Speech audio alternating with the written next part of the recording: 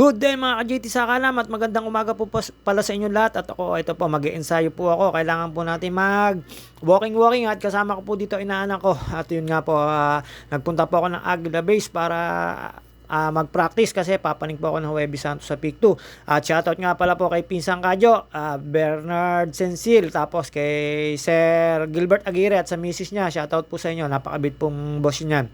At kay Wilbic Abalo, shoutout sa inyo. Ingat ka lagi dyan sa abroad. Wilbic Abalo, shoutout sa iyo. Nakita mo naman, may ka-holdingans ako.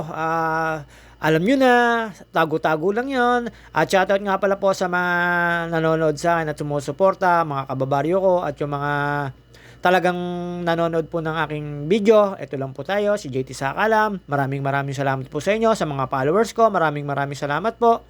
At shoutout nga pala po sa mga papanik po ng Aguila Base at si Pinsan Chino. Kasama ko yun sa pagpanik sa Huwebes Santo papuntang Peak 2 kasi po libre po yon, tapos wala pong bayad ng guide. Yun nga lang po, first to 500 person, yun lang po yung makakapasok, kaya aagahan namin sa Huwebes Santo mga ka-JT.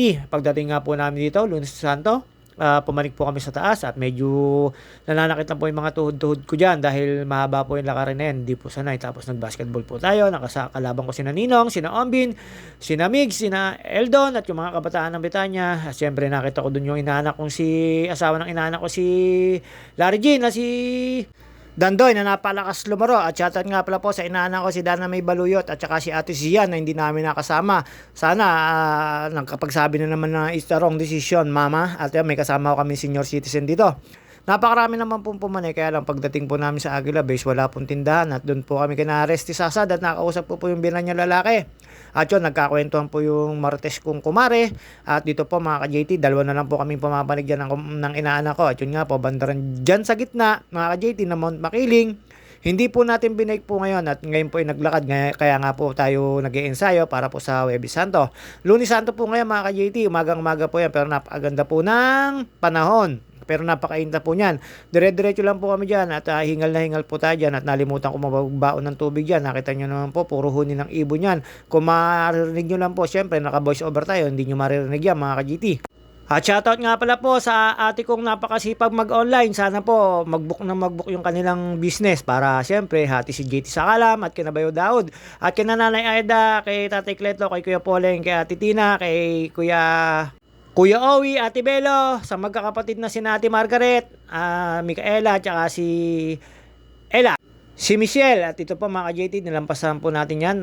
Medyo may bakod po yan kasi nasisira po yan ng bagyo. At po, makikita nyo naman po, siyempre si JT Sakala, nakita nyo naman po yan. Siyempre may makikilala po tayo dyan. At siyempre nagpapakit lang po tayo dyan, makikilala po natin dyan. Pero kayo na po bahala mag-isip, bakit nakahawak ang kamay? Alam nyo na mga ka-JT. Siyempre hindi natin po papakita mo kayo, makilala nyo po pa. Pero clue, clue lang po. In love na ba si JT? Joke lang po. Palaisipan po, makikita nyo po mamaya. Walking, HHWW pala po. Mali naman po tayo mga ka-JT. At ito po, ayan, dire-diretso lang po tayo. Siyempre, naiingit po tayo sa iba. Mapapasan all ka, pero ito, mapapasan all po talaga kayo. Nakita niya mga ka-JT sa kalam at meron po tayong nakakasabay sa likod. Panay lang po ang pakiyot natin dyan. At alam nyo naman po mga ka-JT, may kasama po tayo dyan. Pero iniwan ko po sila syempre para makapagpakita tayo doon sa babaeng sinasabi ko sa inyo. At baka naman kasi makilala nyo. Syempre, ang clue, hulaan nyo mga ka-JT. Minsan lang mangyari sa buhay ni JT Sakalam to. At yun nga po, shoutout nga pala po sa mga kaibigan natin na si Elvis Lagaya po ba at saka si Jason Membrot. Shoutout sa inyo. Ayan yung mga kaano natin na solid followers natin. Si Edwin Inolba, Soy Timanalo. At yun nga po mga ka-JT. Yan po yung mga solid followers natin. At dito po, medyo pinapawisan na po tayo dyan. Wala man lang po kung baon damit. At yun nga pala, sa shoutout nga rin pa uli. Excuse me po, uli kay Pisan Chino na makakasama ko sa Huwebes Santo. Ito, nagpa-practice na ako. Ayan, ganyan po kainit yan mga ka-JT. Pero wala pa po akong nakikita mga Pero may nakikita po akong mga nagja-jogging. At yun mga nagka-camping. Pero mga nagbabike, wala po akong nakasulubong at nakasabay dyan. At syempre mga ka-JT, tayo naman po ay hindi pala tigil. Dire-diretso lang po tayo sa paglalakad na yan. At yun nga po mga kasakalam JT, makikita nyo po mamaya. At ayan, may mga kasabay po tayo. Inovertikan po ako nyan. Hinahabol ko po yung isang babae dyan. Kasi syempre, pagpapakit po tayo. Hindi, joke lang po.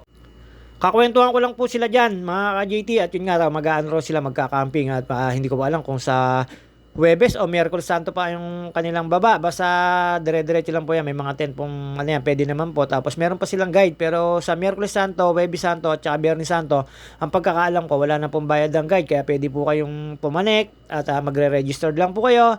First to make 500 person na magsasara na po yung ano nila, booking session ba yung booking ano yung palistahan po mga ka-JT para madali po. At yun nga, mga sakalang JT, dire-diretso lang po tayo dito. Pakit-pakit lang po tayo. Medyo nakakakita po tayo ng alam nyo na. At dito po, medyo magdidikit-dikit na po kami dyan. At medyo nagpakiyot at nagpakiyot na rin po ako. At ayan mga ka-JT, sa mapapasana all ka talaga. Clue, babae siya. Talaga pong babae siya mga ka-JT. Clue pa, nakakasabay ko siya mag-jogging pero hindi siya bikers. Isa pang clue, hindi nyo sila kilala, mga ka-JT. Ayan, nakita nyo naman po, napaka-sweet. Nagpapaalalay po sa akin yan.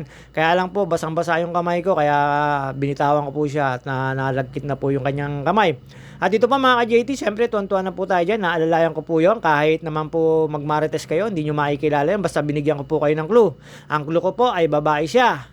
Tapos, kilala nyo siya. Pag nakita nyo ang kanyang muka, pero syempre hindi ko po i-reveal yan. Mga ilang taon pa po. Palaisipan pa po muna siya. Di ba, Wilbic Abalos, mga ka-JT?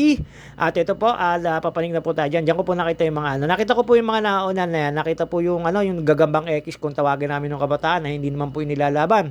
Siyempre, kukunan ko po ng video yun para kunyari maiba yung attention nyo na nakakita po ako ng mga species ba ang tawag doon para malimutan nyo po yung pag-holding hands ko. Opo, JT Sakalam yan.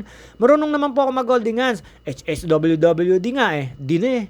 Hindi, joke lang po. At ito mga ka-JT, dire-diretso lang po tayo. Nasa likod ko lang po siya dyan. Siyempre, baka marinig ko pong sinisigawan ako pag matuloy na ako maglakad. Pero hindi naman po. Alam nyo naman po, maunawain nyo. Clue, babae po siya. Babae po talaga siya mga ka-JT. Mapapasana all ka na lang talaga, JT Sakalam, magandang blessing yon. At yun, ewan ko kung forever ba o forever lasting mga ka-JT. Basta yun, natutuwa po ako nung pumalik ako dito. Dito ko po pala makikita. Akala ko yung mga diwa-diwata at white lady makikita ko rito inaantay ko. Hindi naman po pala. Totoo po siya. Babae po siya, mga ka-JT. Kahit ano pong paliwanag ko. Kulo po.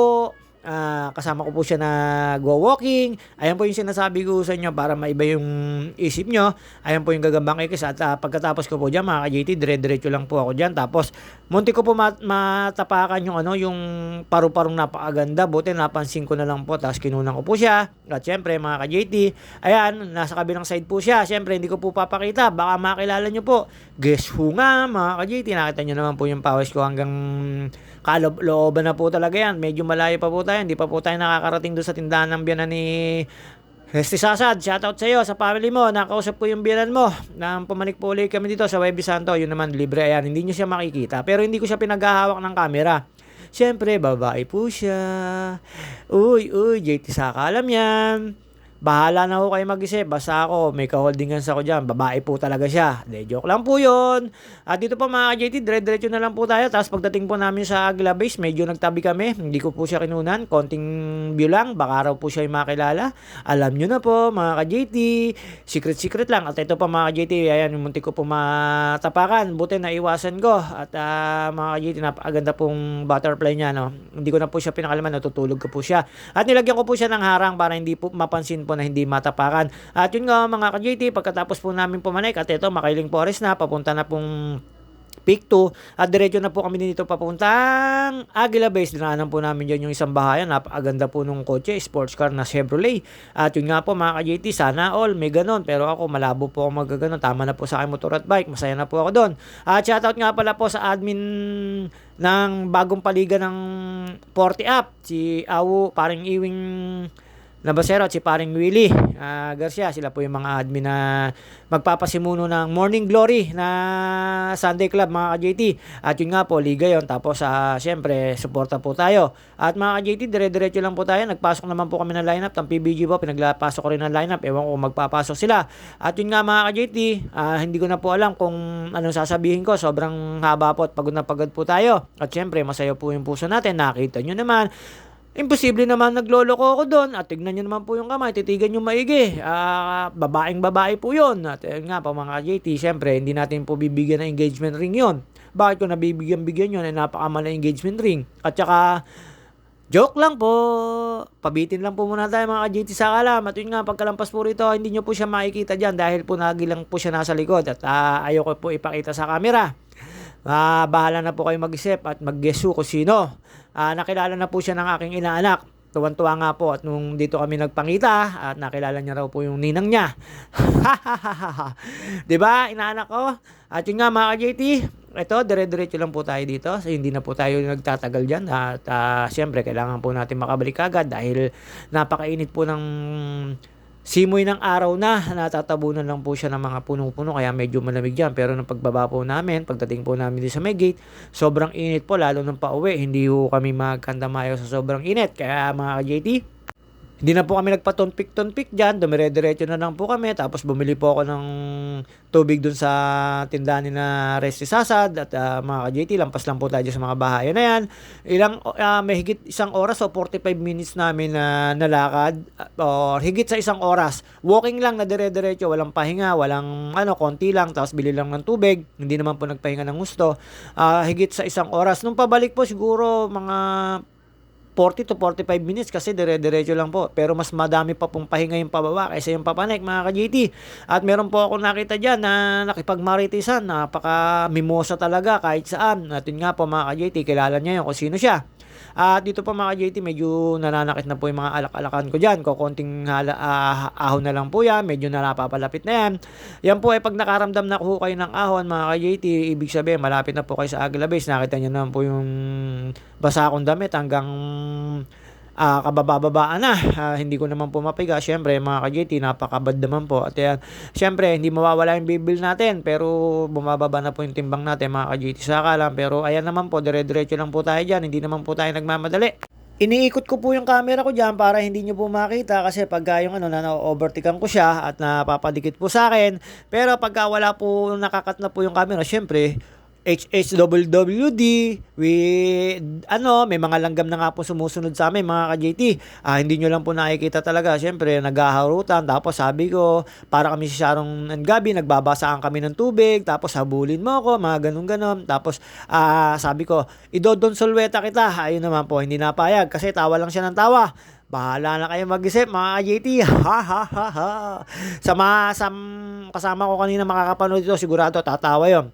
Mga ka-JT, ito po, dire-diretso na lang po tayo. Papanik po ito. Malapit na po tayo mag Aguila Base. Nakita nyo naman po, puro anino lang po tayo dyan.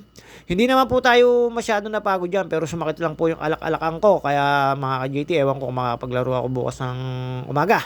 At aatin-atin po tayo ng meeting namin sa admin mga ka-JT. At ito nga po mga ka-JT, may mga nakalampas na po sa amin dyan, tapos hindi na namin po inabot dun sa medyo sarado po yung mga tindahan dun sa may Aguila Base mga ka-JT.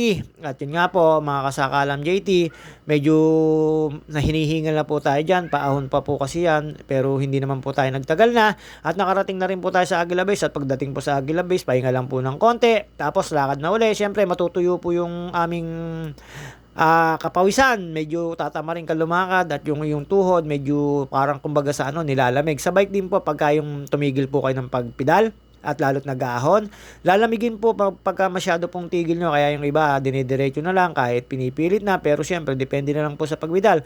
Ganon din po ang ginawa ko rito, hindi na lang din po ako tumigil kasi po medyo mangangalay po yung katuhodan natin pagka napatagal po ng pagpapahinga, medyo mangangalay po at yung mangingimay mga ka-JT. Ayan, isang A naman dyan mga ka-JT sa kalam. Ako konting babawasin ko na lang po ay yung bilbil ko, pero yung sa mukha ko at sa katawan ko medyo payat na po tayo at bumaba na po tayo ng 76.1 kilos. Gusto ko po maging 75. At dito po mga ka-JT, ayan, palapit na po tayo ng palapit sa Aguila Base. Nakikita ko na po yung pinaka sign at marking niya mga ka-JT. Dito po may mga aso pa kami nadaanan, kaya inalalayan ko po yung syempre yung Mapa Forever ko mga ka-JT. Joke lang po. Ayun na po yung Aguila Base. Tapos siyempre tambay lang po muna kami.